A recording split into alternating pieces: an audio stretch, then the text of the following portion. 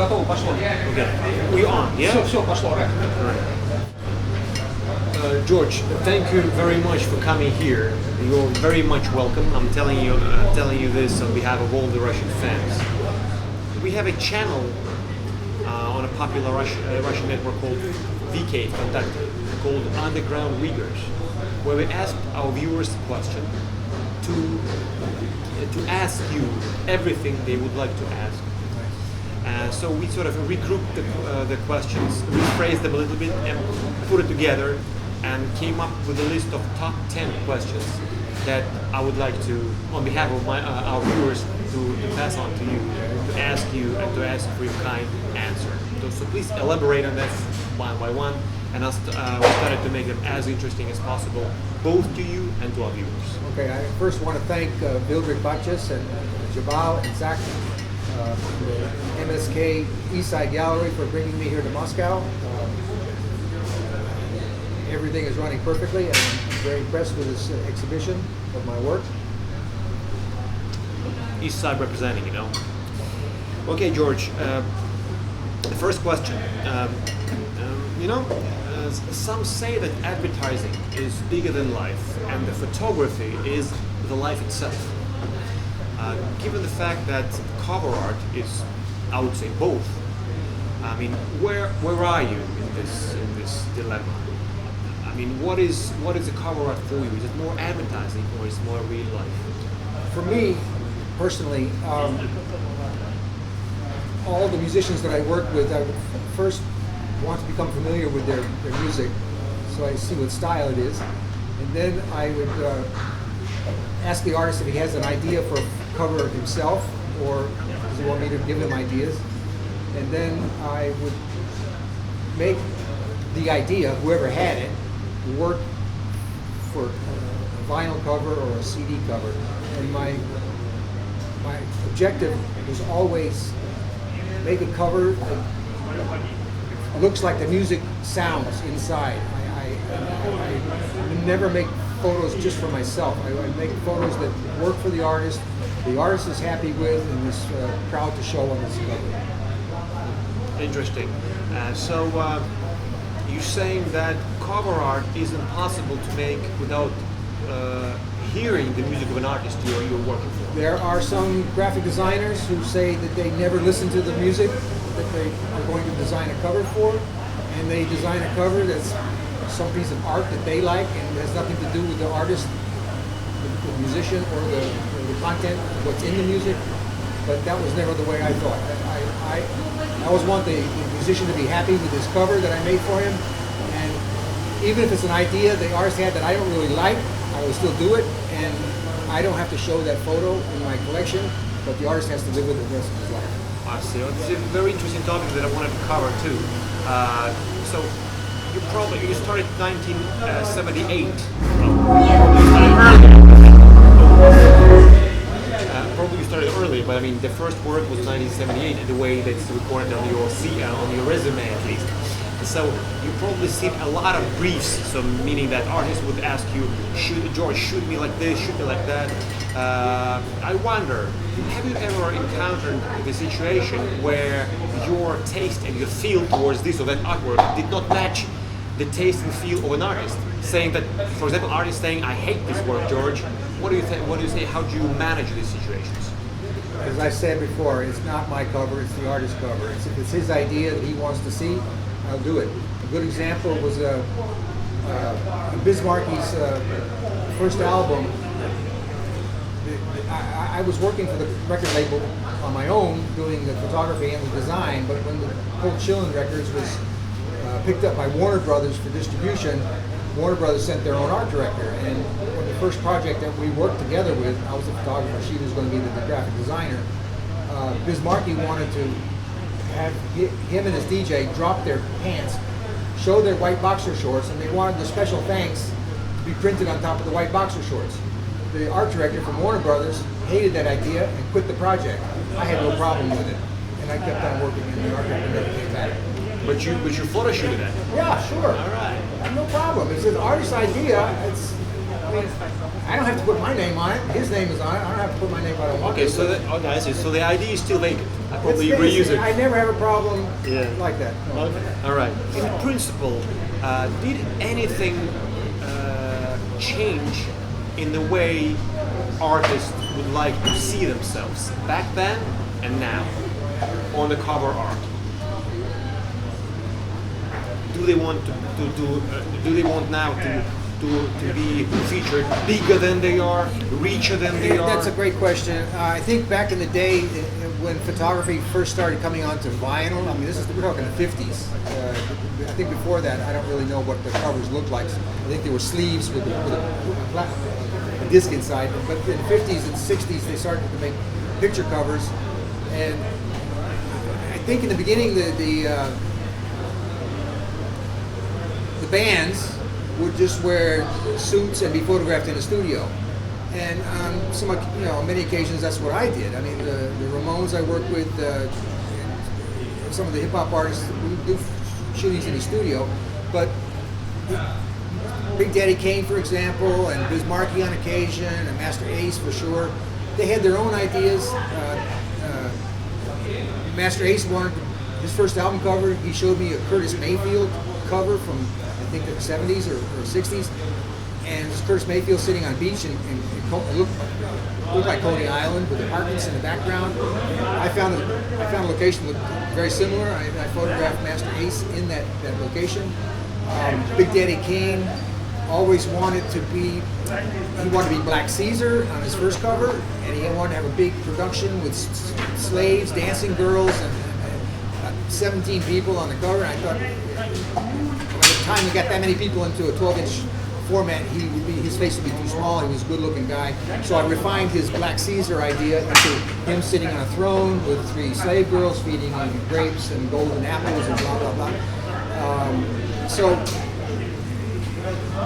by the time I was working with the hip-hop artists, many of them wanted to show that they lived a higher lifestyle than they actually did. And so whether it was photographing Big Daddy Kane in front of a mansion, sitting on the back of a limousine, or Biz Markie in his bedroom with all his thousands of sneakers, things like this. The artists want to show their lifestyle. And sometimes it was a higher lifestyle than they actually reached. But so it's a wannabe lifestyle rather than a real one. Sometimes, yeah. That's really hip hop. That's very hip hop. But then with Biggie, when I shot Christopher Walker, Notorious B.I.G., his first photo I did with him wasn't for a cover, or it was for a record, the back of the record. Compilation album, and he wanted to be photographed on the street corner in Brooklyn where he sold marijuana, or he sold weed. He was a weed dealer at 19 years old. That's so sometimes the artists have ideas that they want to show that represent themselves, their lifestyle, and sometimes it's their actual lifestyle, and sometimes it's a fantasy lifestyle. Clear. Tell me more about Notorious B.I.G. How is he like? I got a phone call from Mr. C, who's Big Daddy Kane's DJ. And Mr. C told me that he produced a single for a kid from Bed-Stuy, Bedford-Stuyvesant, Brooklyn.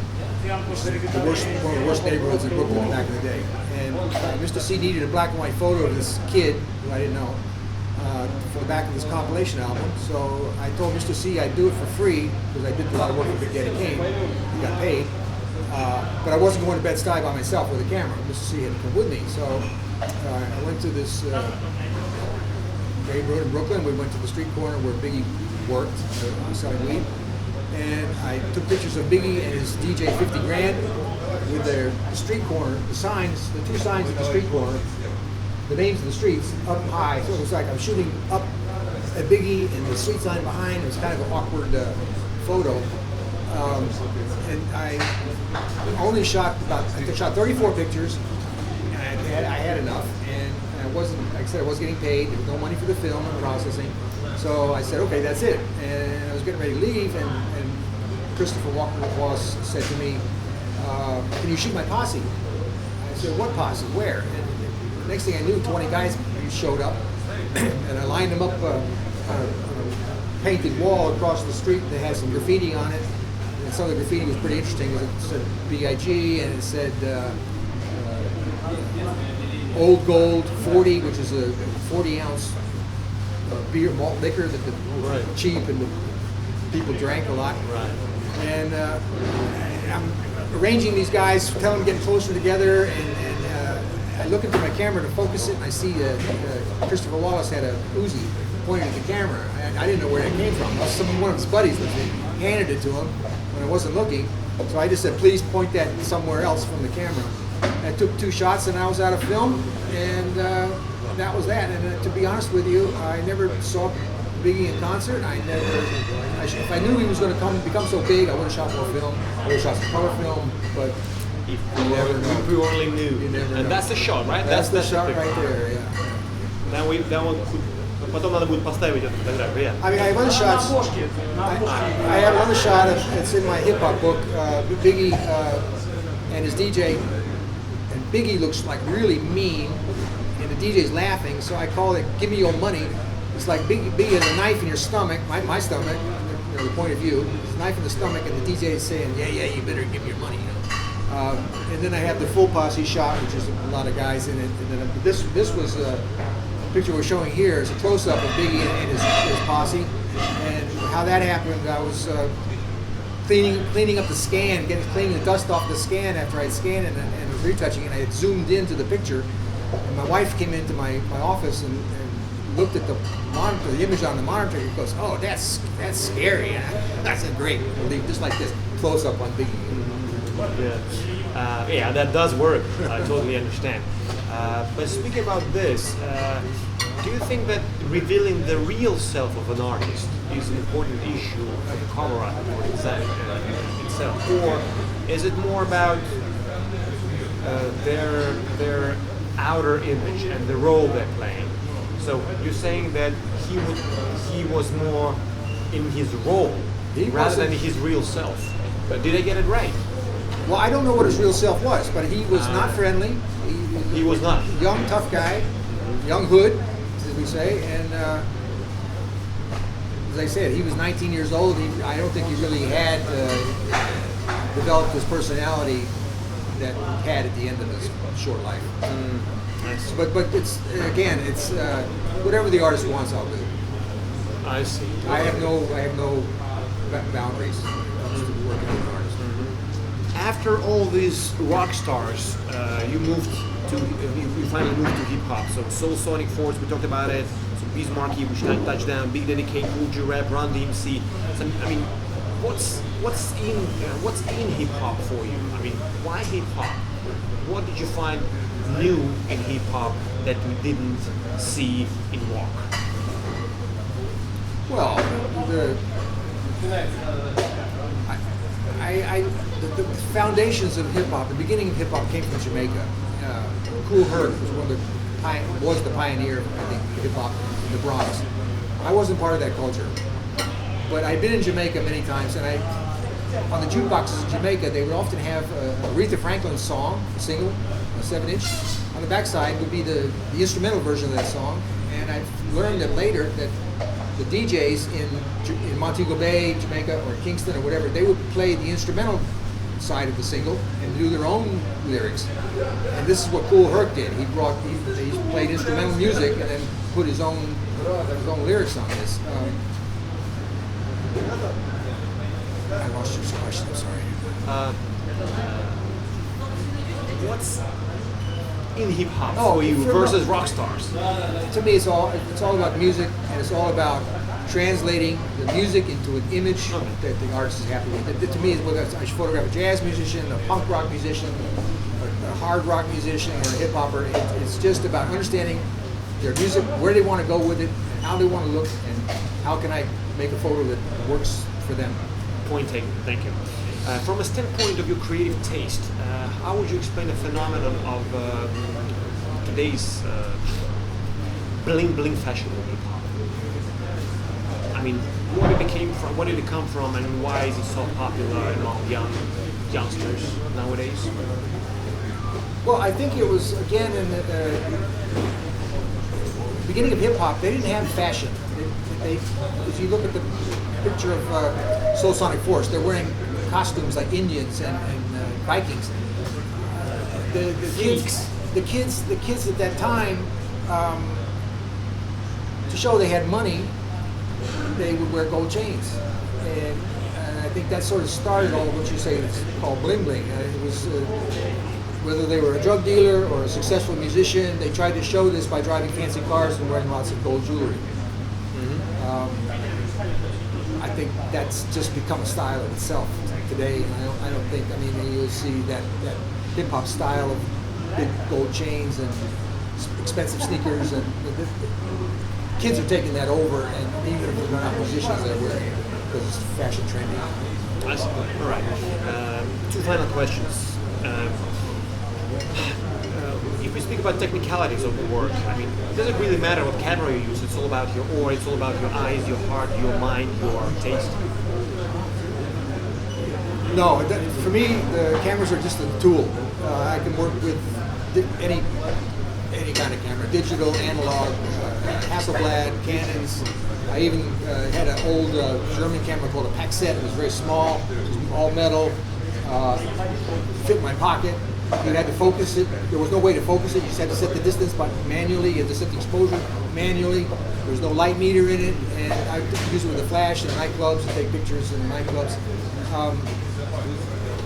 Some of my favorite photos are, for example, the Ramones' Too Tough to Die. It's a silhouette of four guys standing in a tunnel with blue light in the background. That was a camera mistake, with a flash, well, actually a lighting mistake. I did a Polaroid in the middle of the shooting, and the front lights were shining on the guys' faces, didn't fire. So I saw this silhouette of four guys against the blue background, and I thought that was so cool. I said, let me do a roll just like this. And then when the band saw the whole shoot, that was clearly the most powerful picture. Sometimes I even try to make mistakes to make the picture more interesting. I see. And the final question, I mean, the most general question I can think of, what is a good cover? A cover that looks like the music sounds. Thank you very much. That's some words of wisdom. That was George Dubose, and you will specifically for UGW, UGW, Underground Weekers coming to your face. And thanks for the MSK Eastside Gallery in Moscow for bringing me here, and just Cvetnoy for sponsoring this event. And it's all good, and I'm happy to be here, and I hope to come back. Cheers. Good job, guys. Thank you very much. It was very interesting to hear. Can I get a copy of the final edit somehow? Can you email it to me someday? Do you want it before we air it? No, just for my archive. Okay. Yeah. Do you mind if I give you my CDs? This is English-speaking CD from Russia with West. That's sort of it's a West Coast G-funk done by a Russian artist, by a set of Russian artists with compilation tapes. Sorry. What's your name again? G Wilkes. That's G Wilkes. You can call me G. No. Oh, here it is, G Wilkes. Exactly. Yeah. Okay. What's your real name? What does G stand for? Женя. Evgeny. Eugene. Eugene. Yeah. Okay. That's why You're the second Eugene I met today. Oh, really? Yeah. We love this name. Right. So this is a compilation of Russian artists speaking, rapping in English. Who's the biggest rapper in Russia? Now, today. Vladimir Putin.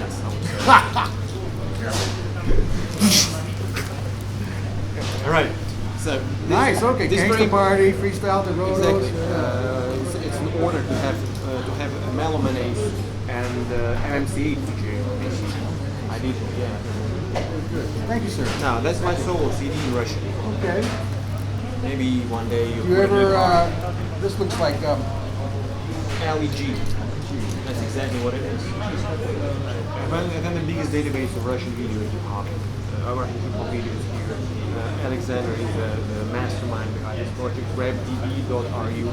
Signed by somebody, or what is it? Yeah, this is a rapdatabase.ru. All historical videos, 3,000 something videos. Thank you. Historical videos. You make the videos? He's the best. He's the best and probably the only cameraman in the Russian hip hop that makes documentaries since day one. Okay. And still. Okay. So the rap database is a compilation of UGB.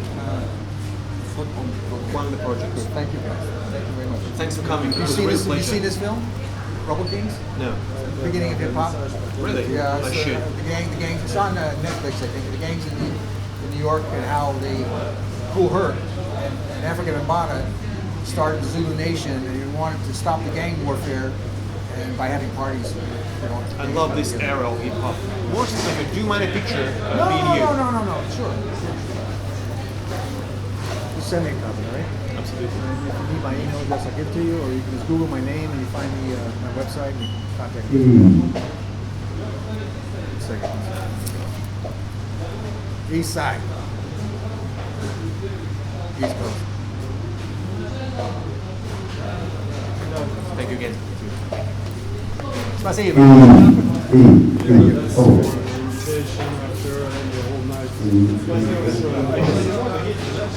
Now the question is, are the flies light?